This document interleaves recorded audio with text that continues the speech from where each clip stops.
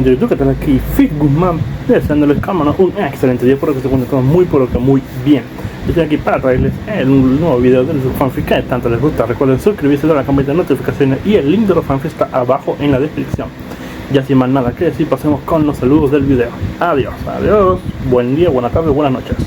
Hola gente de YouTube, aquí Fix Guzmán para trayéndoles un nuevo card de este fanfic que tanto les gusta. También quisiera recordarles que el link del fanfic está en la descripción. Antes de comenzar con el vídeo quiero mandarle un saludo especial a Whipson Melo y a Miyamura ZX-kun. Les recuerdo que para todos los que quieran un saludo lo pueden pedir en el comentario fijado. Ahora sí, que empiece el vídeo. Descargo de responsabilidad, no soy dueño del fic, la imagen de fondo o la miniatura. Enlote con sistema Harry Potter autor. Smiley 29. Capítulo 466. Naur Silas rastreó la verdadera forma de Ungoliant hasta su ubicación. Se encontraba en los confines más meridionales de Arda, cerca del límite del mundo, una región conocida como el Reino Abisal, envuelta en oscuridad y niebla durante todo el año, un lugar olvidado y desolado. Descendió a la parte más profunda del abismo. En la oscuridad asfixiante, guiado solo por sus sentidos, extendió la mano y levantó un velo invisible. La enorme oscura cubierta se despegó, revelando la colosal figura oculta debajo. El velo era la capa de oscuridad de Ungoliant, un artefacto oscuro de poder y secreto extraordinarios. En tiempos antiguos, durante los años de los árboles, Ungoliant había usado esta misma capa para cubrirse a sí misma y a Morgoth, permitiéndoles infiltrarse en Valinor en absoluto silencio, evadiendo por completo los sentidos de los Valar. Bajo el ocultamiento de la capa, habían destruido los dos árboles, asesinado a varios de los altos reyes de los elfos y robado los Silmarils. Más allá de sus capacidades de sigilo, la capa de la oscuridad poseía poderosas propiedades de atadura. Cuando Morgoth se negó a entregar los Silmarils a Ungoliant como pago, ambos se enfrentaron por el botín. Ungoliant había usado su oscuro manto para atrapar a Morgoth, con la intención de devorarlo. Era, en todos los sentidos, un artefacto supremo de sombra, que combinaba ocultación, ofensa y atadura en una sola creación. Ahora, convenientemente, pertenecía a Silas. Agitó la mano y la capa oscura se retrayó, remodelándose en un manto negro que le quedaba perfecto. Con esta capa, ningún ser en Arda podía detectar su presencia, ni siquiera los propios Valar. Tras haber reclamado tal premio, Silas se permitió un momento de satisfacción antes de centrar toda su atención en el verdadero objetivo: el cuerpo físico de Ungoliant. Era de escala continental, una masa de oscuridad antigua y primordial que tomó forma. El cuerpo espiritual de Ungoliant ya había sido abrumado dentro del subespacio, aplastado por el mar colectivo de conciencia que Silas había reunido de cada ser consciente a lo largo de la historia de Arda. Su voluntad y pensamientos se habían hecho añicos, reduciéndola a algo parecido a un cadáver viviente, sin mente e inerte. Pero no estaba realmente muerta. Ni podría serlo jamás. Ungoliant era un ser supremo de poder divino, la encarnación viviente de la oscuridad que existía en el vacío más allá de Arda. Incluso si era asesinada, acabaría renaciendo de la oscuridad, eternamente inmortal. Ahora, aunque su conciencia había sido aniquilada, su verdadera forma seguía irradiando una aura aterradora y opresiva. Incluso Silas sintió el peso de la opresión contra él. Reconoció la verdad sin rodeos. Su victoria solo había sido posible gracias a ventajas concretas. El mar de conciencia espiritual había sorprendido a Ungoliant. Además, la gran araña había sido demasiado confiada, proyectando su cuerpo espiritual en el subespacio en lugar de enfrentarse a Silas en carne y hueso. No había estado en su estado más poderoso. Si Ungoliant le hubiera enfrentado en su forma verdadera y física desde el principio, Silas habría encontrado casi imposible prevalecer, y mucho menos reducirla a esta condición. Silas estudió el enorme cuerpo y decidió no matarlo directamente. Hacerlo liberaría realmente a Ungoliant, permitiendo que su esencia regresara al vacío exterior y renaciera de la oscuridad primordial. Eso no solucionaría nada. En cambio, una idea había echado raíces, inspirada por algo que había observado durante el fallido intento de Ungoliant de devorar el mar de la conciencia. Se dio cuenta de que el mar de los espíritus, con todo su poder, albergaba un peligro oculto. Contenía la conciencia espiritual y las emociones crudas de incontables seres de cada era de Arda, preservando los intensos sentimientos y la voluntad inquebrantable de cada individuo dentro del colectivo. Aunque Silas podía absorber esta energía gradualmente sin verse abrumado, el efecto acumulativo suponía un riesgo real. Absorber demasiado podría permitir que las voluntades de esos seres influyeran en él, contaminando su propia mente. En el peor de los casos, podría sufrir el mismo destino que un Goliath, su conciencia espiritual completamente destrozada, dejándolo como un cascarón sin mente. Necesitaba un filtro. Un recipiente. Un artefacto capaz de refinar la energía del mar de los espíritus y eliminar su contaminación emocional antes de que él la absorbiera.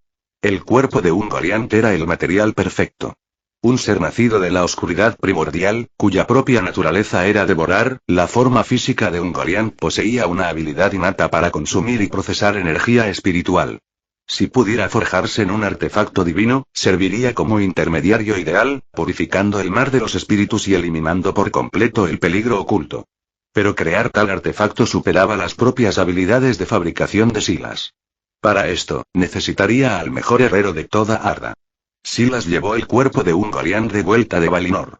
La visión sorprendió a todos los Vala que la contemplaron. Aunque ninguno de ellos se había enfrentado directamente a un Goliath en los siglos transcurridos desde su desaparición, su reputación era conocida por todos. Había devorado la luz de los dos árboles. Casi había devorado al propio Morgoth. Verla derribada, su conciencia destruida y su cuerpo arrastrado de vuelta como un trofeo, era casi increíble. Cuando Silas presentó su petición, pidiendo a Aul que forjara el cuerpo de un Goliath en un artefacto divino, los ojos del gran herrero ardieron de emoción. Para Aul, que vivía y respiraba el arte de la creación, el cuerpo de un Goliath representaba el material más raro y extraordinario imaginable. Rechazó de plano la oferta de pago de Silas, insistiendo en falsificar el artefacto gratis. Esto no fue un acto de caridad. Era una oportunidad. Si Aul lograba forjar con éxito el artefacto divino más poderoso de la historia de Arda a partir del cuerpo de un mal primordial, su propia autoridad como artesano supremo ascendería a nuevas alturas. Y así comenzaron los siguientes 1000 años. Silas y Aul trabajaron juntos en la gran fragua del taller de Aul, trabajando codo con codo para crear el artefacto divino. Aul dirigió la forja. Silas ayudó y prestó su poder. El taller de Aul albergaba una enorme fragua, dentro de la cual ardía el fuego secreto que le había otorgado el Ilúvatar. El herrero había usado durante mucho tiempo ese fuego para forjar montañas, minerales y objetos de artesanía divina. Incluso Barda había recurrido una vez a las llamas de su fragua para encender nuevas estrellas. Este fuego secreto no era la verdadera llama imperecedera que residía solo en Ilúvatar, pero poseía ciertas propiedades de ese poder supremo, la principal de ellas la capacidad de reducir todas las cosas a su estado más fundamental. Aul arrojó el cuerpo de un Goliath a la fragua. El fuego secreto la consumió, rompiendo la oscuridad primordial de la gran forma de la araña y devolviéndola a materia elemental y cruda. Luego, pieza a pieza, Aul la forjó y remodeló. Siguieron 1000 años de forja y refinamiento continuos. Por fin, un jarrón negro emergió de las llamas. Era oscuro como la tinta, aunque no era realmente negro. Su superficie devoraba la luz misma, manifestándose como lo que solo podía describirse como oscuridad vacía, un vacío que engullía toda iluminación que la tocaba. Desde la boca del jarrón, no se veía más que un abismo de absoluta oscuridad, que parecía un agujero negro que consumía todo a su alrededor. El jarrón no presentaba ornamentación elaborada. Su única decoración era un único y feroz relieve en forma de araña tallado en su superficie, tan realista que parecía que podría moverse y liberarse en cualquier momento. Aul consideraba esta creación su obra maestra. Lo llamó Naurur, que significa fuego devorador, también conocido como el jarrón ungoliante. El jarrón poseía una capacidad abrumadoramente poderosa para consumir. Podía devorar la luz, la oscuridad y todas las formas de materia y energía por igual. También podía atrapar seres vivos dentro de su vacío. Una vez encarcelado, escapar era prácticamente imposible. Un artefacto tan capaz de acabar con el mundo hizo que incluso su creador se detuviera. Aul, aunque inmensamente orgulloso de su trabajo, también estaba profundamente inquieto. Cuando presentó el jarrón a Silas, hizo una petición solemne: que Silas lo manejara con el máximo cuidado y contención. Si el portador alguna vez convierte el jarrón en destrucción, ninguna fuerza en Arda sería capaz de detenerlo. Silas aceptó el artefacto con profunda gratitud y aceptó de todo corazón los términos de Aul. Después de todo, su propósito original al encargar el artefacto había sido simplemente purificar el mar de los espíritus dentro del subespacio. Nunca había anticipado que la suprema artesanía de Aul produciría algo de una potencia tan aterradora y devastadora del mundo. Su poder y eficacia superaron con creces sus expectativas. Y desde luego no tenía ningún deseo de destruir el mundo. Con el jarrón ungoliante en la mano, Silas no perdió tiempo. Entró en el subespacio y giró el jarrón hacia el mar de los espíritus. El vasto océano de conciencia acumulada fue absorbido por la boca del jarrón, filtrado a través de la naturaleza devoradora del artefacto.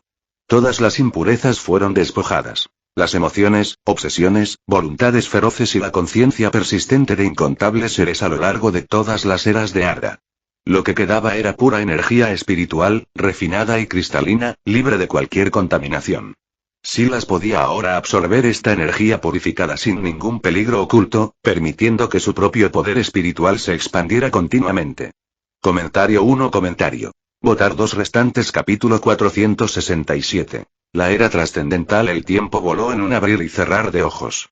Silas viajaba libremente entre Valinor y la Tierra Media, visitando a su hija el Set mientras recogía continuamente la energía espiritual de todos los seres vivos. El bosque de Lorien en la Tierra Media había sido bendecido por Silas, envuelto en el poder del tiempo. El Set ya no necesitaba recurrir al poder de Nemya para protegerla. El bosque mantendría para siempre su belleza y vitalidad. Con Silas, el señor del tiempo, la distancia entre Valinor y la Tierra Media ya no era un obstáculo.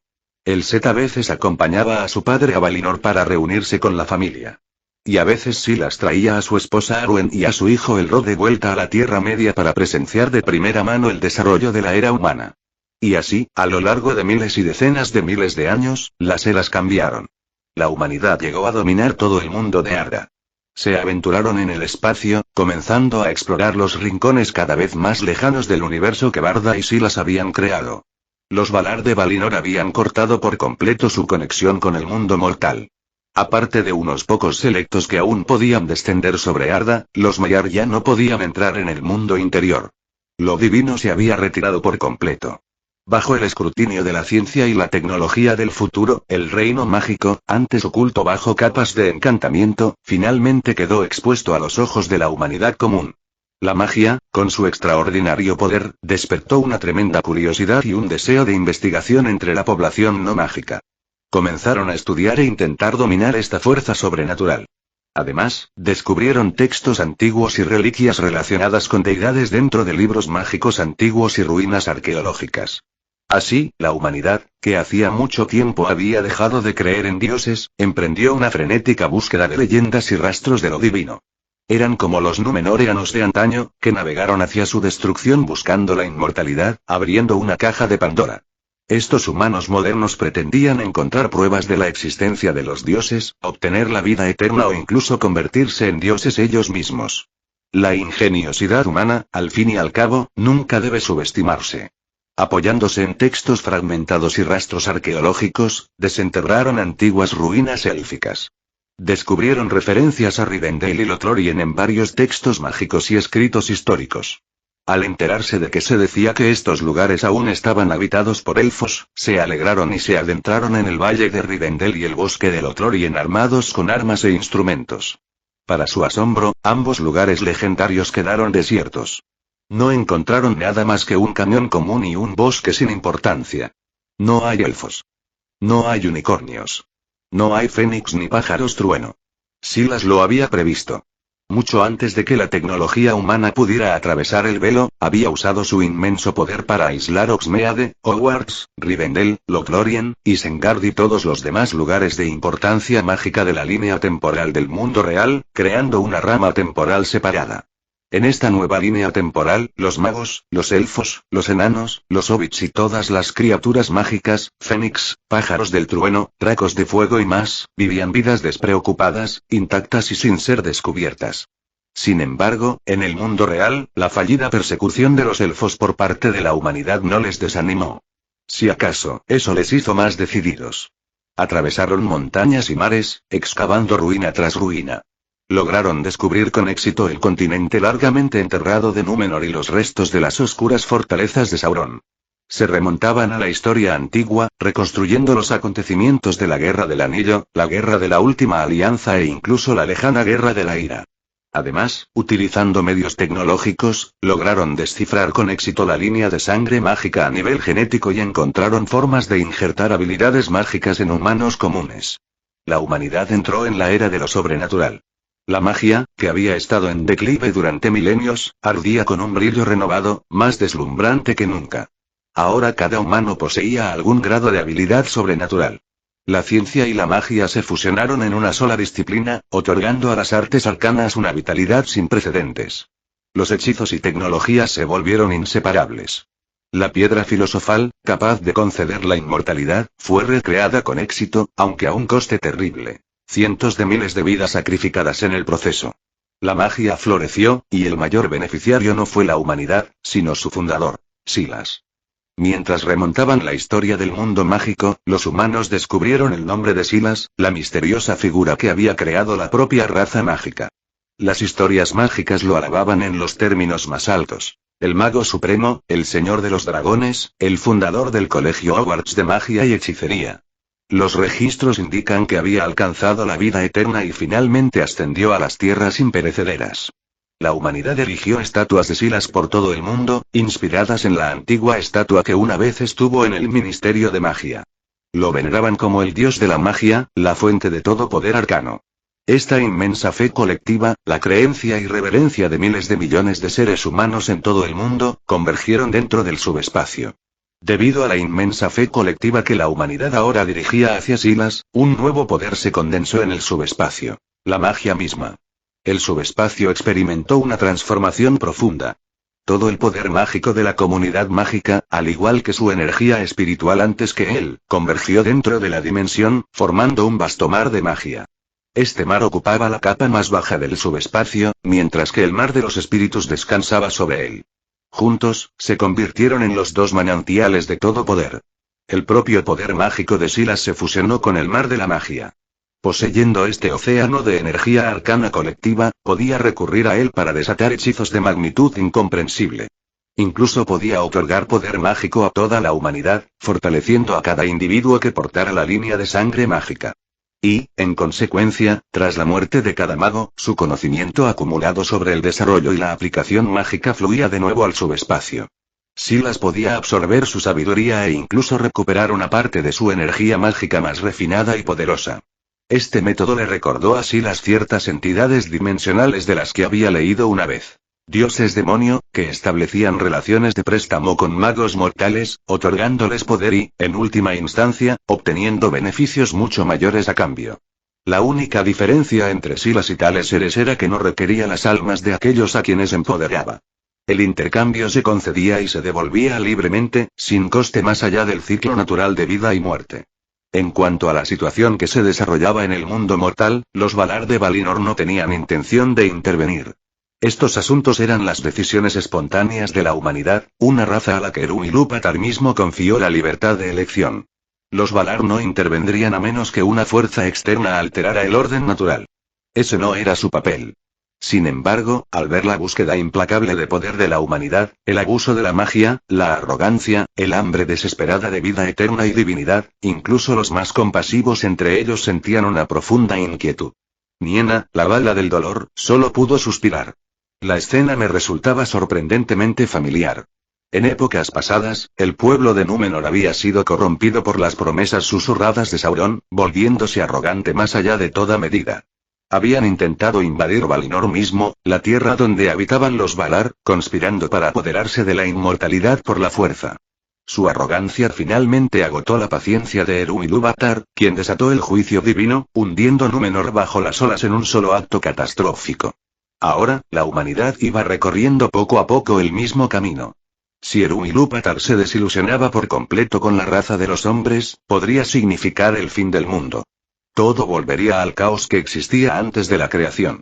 Mientras los Valar suspiraban e intercambiaban miradas preocupadas, Silas permanecía inmóvil. Creía que la búsqueda del poder por parte de la humanidad, incluso la inmortalidad, incluso la divinidad, no era inherentemente errónea. Después de todo, él mismo había sido un mago común y corriente y había ascendido, paso a paso, a las alturas que ahora ocupaba. Sería hipócrita por su parte, habiendo alcanzado la divinidad, bloquear el camino a quienes le siguieron.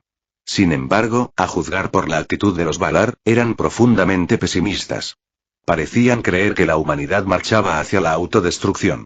En cuanto a Eru Ilúvatar, Silas nunca había conocido al Creador y no podía adivinar su carácter. Quizá Ilúvatar volvería a desatar el castigo divino porque la humanidad se atrevió a buscar la divinidad y la vida eterna. Quizá no. Silas no lo sabía. Y si Ilúvatar decidía actuar, Silas no podría detenerlo. Por lo tanto, el único camino sensato era seguir fortaleciéndose. Si lograba alcanzar un nivel de poder suficiente para resistir cualquier tormenta, entonces, incluso si llegaba el apocalipsis y el universo volvía al caos primordial, podría proteger completamente a su familia, asegurándose de que no fueran arrastrados. Comentario 1. Votar 2 restantes. Capítulo 468. Escapando de las cadenas, arrancado del mundo y arrojado al vacío hace eras, Morgoth yacía en la oscuridad interminable, aparentemente dormido, pero rebosante de un poder aterrador. Irradiaba una inmensa presión que formaba un dominio independiente, un reino en sí mismo dentro del vacío ilimitado. Desde su derrota en la Guerra de la Ira, su captura y la forja de cadenas divinas por Aul para atar su cuerpo, el poder de Morgoth no se había debilitado. Poco a poco había sido incrementado, incluso superando su fuerza anterior. Especialmente durante la Guerra del Anillo, Sauron había sacrificado incontables vidas en nombre de su maestro, canalizando esa energía recolectada hacia Morgoth a través del vacío. Esto reabasteció el poder del enemigo oscuro y le dio la primera posibilidad real de liberarse de sus ataduras. Aunque Morgoth era llamado el Señor de la Oscuridad, su poder no se basaba únicamente en las leyes de la oscuridad.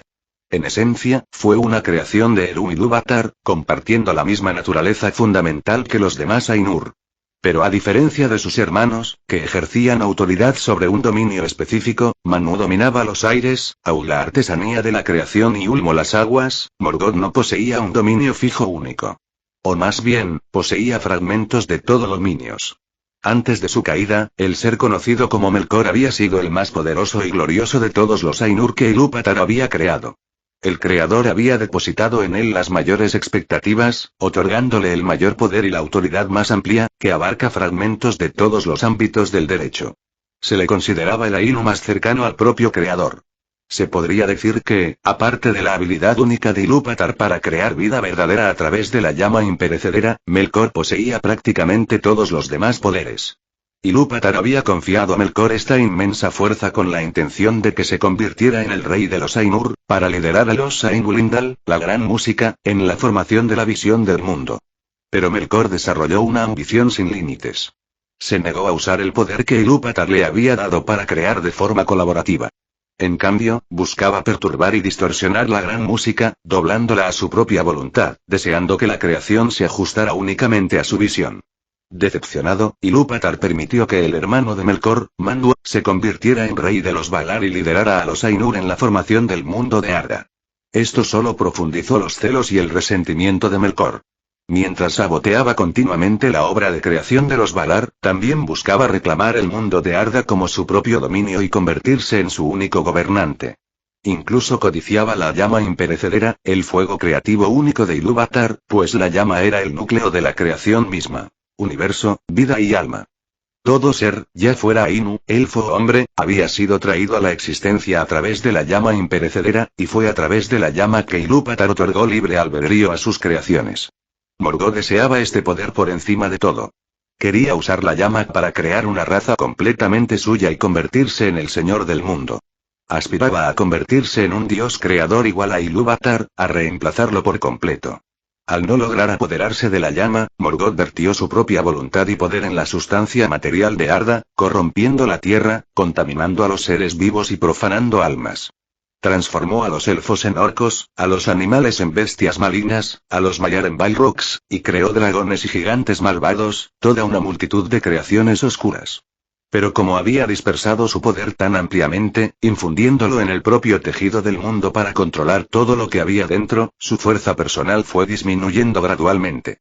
Se convirtió en lo que los Valar llamaban el anillo de Morgoth, el cáncer de Arda, su esencia tejida inextricablemente en el mundo mismo. Esto fue lo que finalmente llevó a su derrota en la Guerra de la Ira. Sin embargo, esta dispersión también le ató permanentemente a Arda. Mientras el mundo perdurara, Morgoth nunca podría ser verdaderamente destruido. Por eso los Valar, tras capturarlo, no lo mataron sino que simplemente lo desterraron al vacío más allá de la Puerta de la Noche. Desde el momento de su destierro, Morgoth había ido reuniendo poco a poco su poder disperso, tramando escapar de sus cadenas y regresar a Arda. Bajo la trayectoria original del destino, debería haber esperado hasta que Dagor Dagorath, el crepúsculo del mundo, cuando el poder de los Valar decayera, antes de aprovechar la oportunidad para liberarse e instigar el apocalipsis final. Pero los sacrificios masivos de Sauron durante la Guerra del Anillo cambiaron la ecuación. La llegada de fuerza vital cosechada era como agua en el desierto para el enemigo oscuro encarcelado. Aunque no pudo restaurarle del todo, le dio el respiro para empezar a recuperarse de verdad. Y esa recuperación, aunque parcial, fue suficiente para producir un cambio cualitativo, permitiéndole escapar de sus ataduras mucho antes de lo que el destino había previsto. A medida que la civilización humana se desarrollaba, especialmente tras la transición a la era de lo sobrenatural, la fuerza humana individual creció dramáticamente y el mundo de Arda fue constantemente remodelado. En consecuencia, el abuso de la magia se generalizó, especialmente la magia oscura. Incluso algunos humanos, mientras excavaban ruinas antiguas, descubrieron huellas del legado de Morgoth. En la oscuridad del conocimiento prohibido, la adoración y la creencia en el enemigo oscuro echaron raíces y se extendieron. Y esta oscuridad, esta fe nacida del miedo y la fascinación, se convirtió en el mejor alimento de Morgoth. Luego, en un momento determinado, el poder acumulado alcanzó su umbral. Morgoth abrió los ojos. Esos terribles ojos demoníacos ardían con malicia, y una ola de fuerza aniquiladora estalló hacia afuera, desatando una tormenta en el vasto y vacío que había sido su prisión durante incontables edades. El cuerpo de Morgoth comenzó a expandirse. Rápidamente, de forma imposible, creció, hinchándose hasta el tamaño de una montaña, y luego continuando. 10.000 pies, 20.000 pies, hasta que su forma fue comparable a la de un continente, hasta que rivalizó en escala con el propio mundo de Arda. Las cadenas de hierro que le ataban a él, Angainor, se tensaban y gemían mientras su cuerpo seguía creciendo. Angainor era un artefacto divino forjado con la suprema habilidad del propio Aul. Una vez encerrado en un prisionero, se pensaba que la fuga era imposible. Pero ahora, a medida que la forma de Morgoth se expandía hasta proporciones que sacudían el mundo, incluso esa obra maestra de la herrería divina empezaba a ceder bajo la presión. Los eslabones imposiblemente duraderos se deformaron, el metal chillando contra metal. ¡Raak! Rugió Morgoth. El sonido era bajo y catastrófico, rodando por el vacío del vacío como el grito de muerte de un mundo.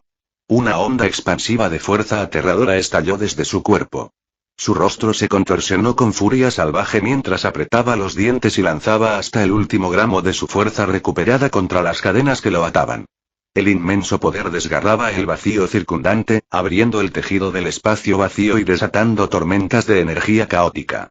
Incontables partículas elementales y materia errante fueron aniquiladas al contacto, reducidas a un caos primordial. Al final, Morgoth prevaleció. Con un estruendo ensordecedor que resonó a través de dimensiones, Angainor se rompió, la gran cadena partiéndose en dos. Por fin libre, Morgoth estaba exhausto. Se quedó en el vacío, con el pecho agitado, su fuerza gravemente agotada por el esfuerzo. Pero sus ojos ardían con una rabia insaciable, y su risa, salvaje, desquiciada y triunfante, resonaba en el vacío como el grito de un prisionero que por fin se había liberado de una celda eterna. Alegría ilimitada y locura sin límites, entrelazadas e inseparables. Cuando las risas cesaron, Morgoth guardó silencio. Su mirada bajó hacia los restos rotos de Angainor. Su expresión se torció de asco, humillación y algo más profundo, una emoción compleja e incomprensible que solo quien había estado encadenado durante eras incontables podría comprender. Agarró la cadena rota. En su mano, apareció una llama, intensamente caliente, corrosiva por el mal ancestral, irradiando pura destrucción. En el momento en que las cadenas divinas tocaron esa llama, el metal que había resistido su fuerza durante siglos perdió todo su poder y se fundió instantáneamente en escoria fundida. Morgoth remodeló la lava con sus propias manos, trabajando como un herrero en una fragua. El metal líquido fluyó y se endureció, tomando forma bajo su voluntad, hasta que ante él se posó una nueva creación. Una corona de hierro negro, dentada y terrible. Se lo puso sobre la frente. Entonces Morgoth dirigió su mirada hacia afuera, a través del vacío, hacia la distante y brillante esfera de Arda. Arda, vuestro rey ha regresado. Comentario 1. Votar 2 restantes. Capítulo 469.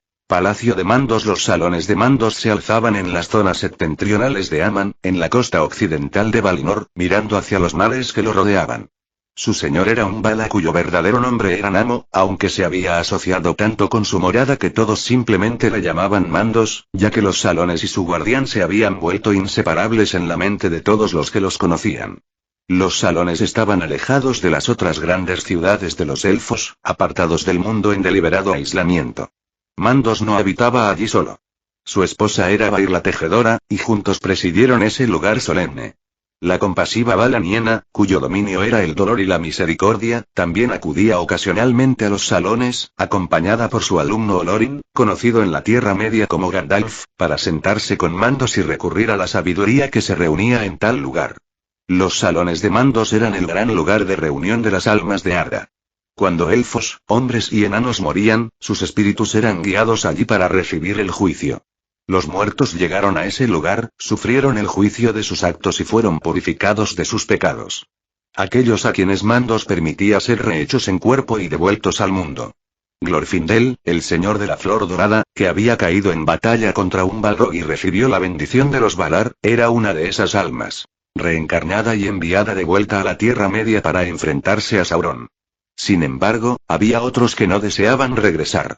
Algunos elfos, desgastados por largas edades de dolor en el mundo mortal, con sus espíritus agotados más allá de la sanación, eligieron en cambio permanecer en los salones y descansar allí eternamente, libres por fin del cambio del mundo. Y había quienes no tenían elección. Elfos como Fanor, que incitaron a la matanza de parientes y mancharon sus manos con la sangre de sus propios parientes, vieron sus almas condenadas a permanecer en los salones hasta el fin de todo, ni renacidas ni liberadas. Las almas de los hombres siguieron un camino diferente. Quienes no tenían pecado, o quienes se habían purificado de él, pasaban por la puerta del dolor y se dirigían a los salones de la espera, un lugar conocido solo por Ilúvatar, más allá de los límites del mundo por completo. Aquellos con pecados restantes permanecían en los salones de mandos hasta ser purificados, y solo entonces se les permitía continuar ese último viaje. Las almas de los enanos se guardaban en una región separada que Mandos había reservado solo para ellos, donde esperaban hasta la última batalla, momento en el que su destino sería decidido por su creador, Aul. En todos los sentidos significativos, los salones de Mandos eran tanto santuario como prisión. Incluso el propio Morgoth, cuando fue capturado y juzgado en la antigüedad, había sido condenado a 3 edades de confinamiento en esos salones. Su liberación fue concedida por error. Se lo pagó destruyendo los 2 árboles de Valinor y desatando la guerra de la ira. En ese día, Silas llegó a los salones de mandos. La estructura parecía una vasta caverna convertida en algo más grandioso que sí misma. Desde fuera daba poca indicación de lo que había dentro, pero el interior se abría a un espacio de escala asombrosa, lo suficientemente grande para albergar a todos los espíritus de elfo, hombre y enano de toda Arda. El gran salón transmitía un aire de profunda solemnidad, sus paredes revestidas de suelo a bóveda con tapices incontables. Estas eran obras de Bair. Las había tejido a lo largo de todas las épocas del mundo, y cada una representaba la historia de Arda desde el momento de su creación hasta la hora presente. Casi tan pronto como ocurría un acontecimiento en el mundo, Bair lo plasmaba en hilo y tela, capturándolo con tal precisión que sus tapices se consideraban menos arte y más como un registro vivo. Por eso se la conocía como la tejedora de la historia, la guardiana de todo lo que había existido. Era, reflexionó Silas, una de las figuras más notables entre los Valar, y también una de las más fácilmente pasadas por alto. En otra vida, podría haberse convertido en la diosa del tiempo. De todos los Valar, su autoridad había estado más cerca de ese dominio. Si Silas no hubiera reclamado el dominio del tiempo tan pronto, el camino hacia ese poder bien podría haberse abierto ante ella. Pero no había conflicto entre ellos por ello. Los Valar parecían llevar sus autoridades como extensiones naturales de su ser más que como títulos por los que luchar, y Bair no sentía ningún agravio. Cuando Silas ascendió en el poder, ella le ofreció sus sinceras felicitaciones y le entregó uno de sus propios tapices para colgar en su pared, un regalo dado libremente y sin condiciones. Su marido Mandos le había mostrado la misma tranquila buena voluntad. Fue el propio Silas quien pensó en sugerirle algo. Al contemplar la asombrosa precisión de su arte, le recordó a las 3 parcas de la mitología griega, esas tejedoras del destino que hilaban, medían y cortaban los hilos de las vidas mortales. Había mencionado, con cuidado y sin presunción, que su don para el tejido podría servir como base natural desde la cual extenderse al dominio del destino mismo. Bair se quedó quieta al oírlo. Entonces sus ojos se iluminaron con el reconocimiento silencioso de algo que caía en su lugar. Eso encajaba perfectamente con su autoridad, dijo. Simplemente nunca se le había ocurrido alcanzarlo en esa dirección. Desde ese día, Silas había sido un invitado distinguido en los salones de mandos. Tanto Mandos como Bair le daban la bienvenida cálidamente cada vez que venía, y esta visita no era diferente. Ellos mismos le recibieron en la entrada y lo condujeron al interior con una calidez genuina. Los salones, como siempre, eran más grandes por dentro de lo que cualquier exterior podía sugerir, superando incluso a los palacios de los otros Valar en escala. Esto fue por necesidad. Mandos y Bair no la habitaron solos. En las zonas comunes de los salones, aquellos espíritus que habían decidido no regresar al mundo también podían residir allí. Los espíritus que habitaban las zonas comunes de los salones movían libremente, celebrando su existencia tranquila entre las bendecidas criaturas de aquel lugar. Tomaron las formas de almas, recibidas como invitados por Mandos, disfrutando de la paz y la limpieza gradual que ofrecían los salones. Algunos eligieron servir a los Mandos y a los seres santos que residían allí junto a ellos. Más allá de los muertos élficos, también pasaron las almas de los hombres, llegando en una procesión continua por el camino de los muertos desde todo Arda. Entraron en largas colas, pasando por una puerta abierta específicamente para ellos, esperando brevemente en habitaciones silenciosas reservadas para ese propósito, y luego avanzando por la puerta del dolor para salir completamente de Arda. Mandos guió personalmente a Silas para que viera la puerta del dolor. Había sido hecha por el propio Ilúvatar, explicó Mandos, y solo las almas de los hombres podían atravesarlo. Todas las demás razas, y los propios Valar, serían rechazados. No era simplemente que la puerta les negara la entrada por la fuerza. Para cualquier alma que no fuera humana, la puerta del dolor era como si no existiera en absoluto. No había camino para alcanzarla, ni superficie que tocar, nada que atravesar aunque uno quisiera intentarlo. Silas también visitaba los salones privados reservados para los enanos. Allí encontró rostros familiares. Sus viejos compañeros de la expedición a la montaña solitaria y Gambol, el enano que había sido protector de esa compañía. Todos estaban allí reunidos, viviendo en paz, esperando solo el fin del mundo y la elección que lo seguiría. Pero esa no era la razón por la que Silas había venido a los salones de Mandos. Su propósito esta vez era trabajar con Mandos para abrir un inframundo. Y no sería el primero en admitirlo, un acto de devoción desinteresada para el bien de Arda.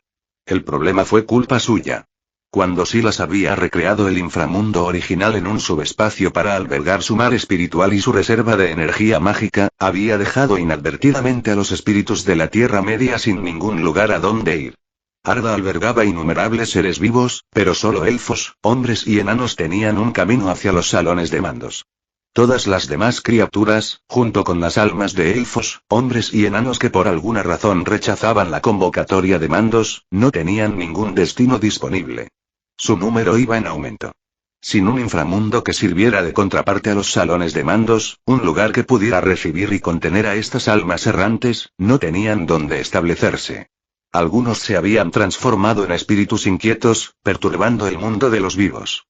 Otros se habían reunido en grupos, formando reinos sombríos creados por ellos mismos en las regiones centrales de Arda. Cuando Silas descubrió la magnitud del problema, lo reconoció por lo que era, su responsabilidad. Había creado el vacío reutilizando el inframundo, así que él mismo había venido a buscar una solución, acercándose directamente a Mandos para averiguar qué se podía hacer. Comentario 1. Votar 2 restantes. Capítulo 470. Creación del inframundo. Cuando Silas compartió sus pensamientos, Mandos se conmovió profundamente. Arda nunca había tenido realmente un concepto del inframundo. Los salones de Mandos estuvieron más cerca de cumplir ese papel, pero solo aceptaban las almas de elfos, hombres y enanos.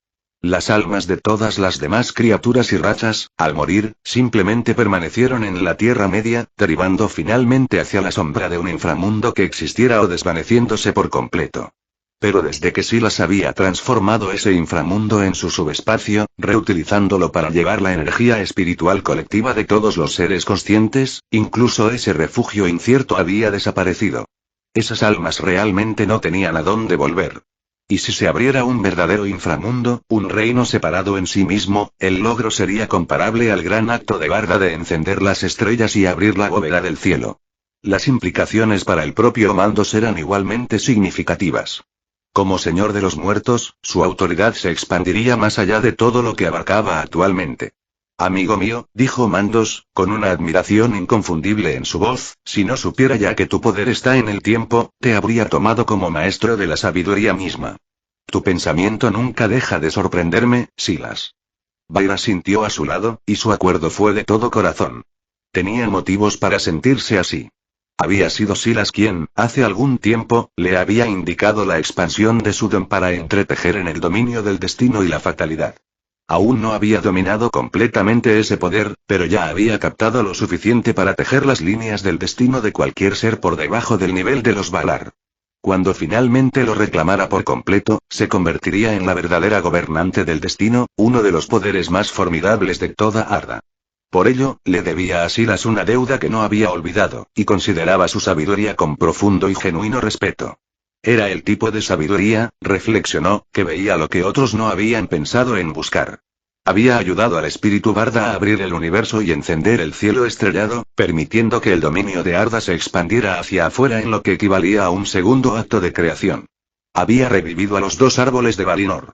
Había trascendido los límites del espacio, reclamado dominio sobre el poder espiritual y usado ese dominio para derrotar al dios malvado Ungoliant dentro de su propio dominio.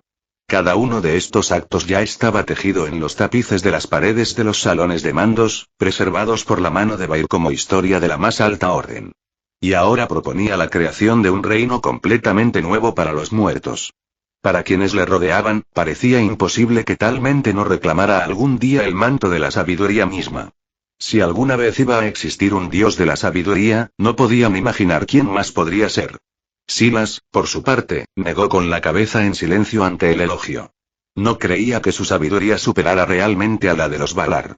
Sabía exactamente de dónde venía su ventaja. Era un transmigrador. Había llegado a este mundo llevando conocimientos de futuros y ficciones que ningún nativo de Arda podía poseer, y fue ese conocimiento previo, no una profundidad mental extraordinaria, lo que le permitió ofrecer ideas que nadie más había considerado. Por eso nunca había buscado autoridad sobre la sabiduría.